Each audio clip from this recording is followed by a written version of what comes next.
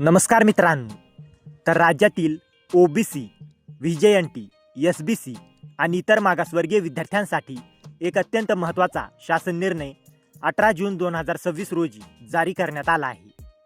या GRद्वारे शिष्यवृत्ती आणि शिक्षण शुल्क व परीक्षा शुल्क यासाठी तब्बल 358 कोटी 60 लाख रुपयांचा निधी वितरित करण्यास मंजुरी देण्यात आली आहे.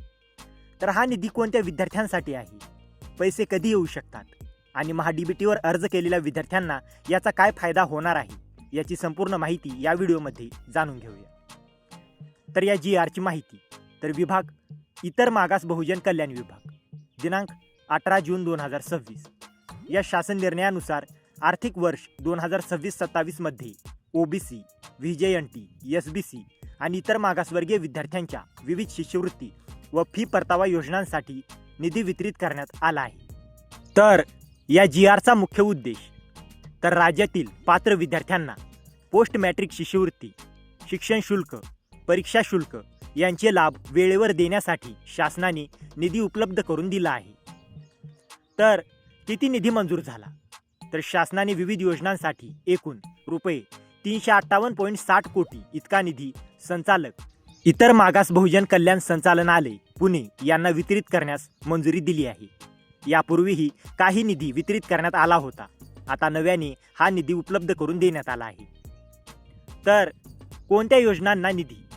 तर या निधीचा वापर पोस्ट मॅट्रिक शिष्यवृत्ती, ट्युशन फी आणि परीक्षा शुल्क परतावा, ओबीसी विद्यार्थ्यांच्या शैक्षणिक सहाय्य योजना, व्हीजेएनटी विद्यार्थ्यांच्या शिष्यवृत्ती योजना, एसबीसी विद्यार्थ्यांच्या शैक्षणिक योजना आणि इतर मागासवर्गीय विद्यार्थ्यांसाठी फी परतावा योजना अशा प्रकारच्या योजनांसाठी होणार आहे. तर पैसे कसे वितरित होणार? तर GRमध्ये स्पष्ट नमूद करण्यात आले आहे की सर्व पात्र विद्यार्थ्यांना निधी महाडीबीटी पोर्टल मार्फत थेट त्यांच्या बँक खात्यात जमा केला जाणार आहे.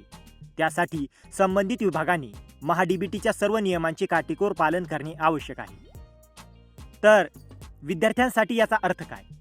तर ज्या विद्यार्थ्यांनी महाडीबीटीवर अर्ज केला आहे, अर्ज मंजूर झाला आहे, स्कॉलरशिप आणि फ्रीशिप पेंडिंग आहे, अशा विद्यार्थ्यांसाठी हा GR अत्यंत महत्त्वाचा ठरू शकतो.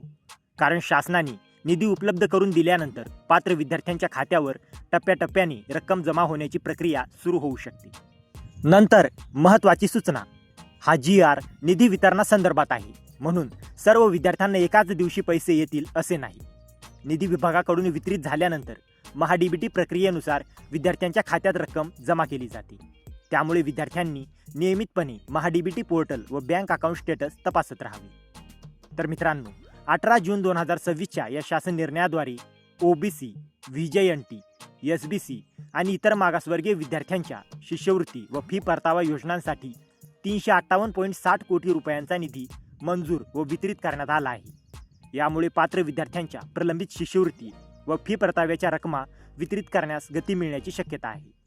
तर मित्रांनो, जर तुम्हाला या GRची PDF हवी असेल तर डिस्क्रिप्शनमध्ये आपल्या टेलिग्राम चॅनेलची लिंक दिलेली आहे. पण सध्या टेलिग्राम बंद आहे. तर जेव्हा टेलिग्राम चालू होईल तुम्हाला या GRची PDF तिथे मिळून जाईल. आणि हा व्हिडिओ उपयुक्त वाटला असेल तर व्हिडिओला लाईक करा, शेअर करा आणि अशाच महत्त्वाच्या GR अपडेटसाठी आपल्या चॅनलला सबस्क्राईब करा. तर मित्रांनो, भेटूया अशाच एका महत्त्वाच्या पुढच्या व्हिडिओमध्ये. जय हिंद, जय महाराष्ट्र.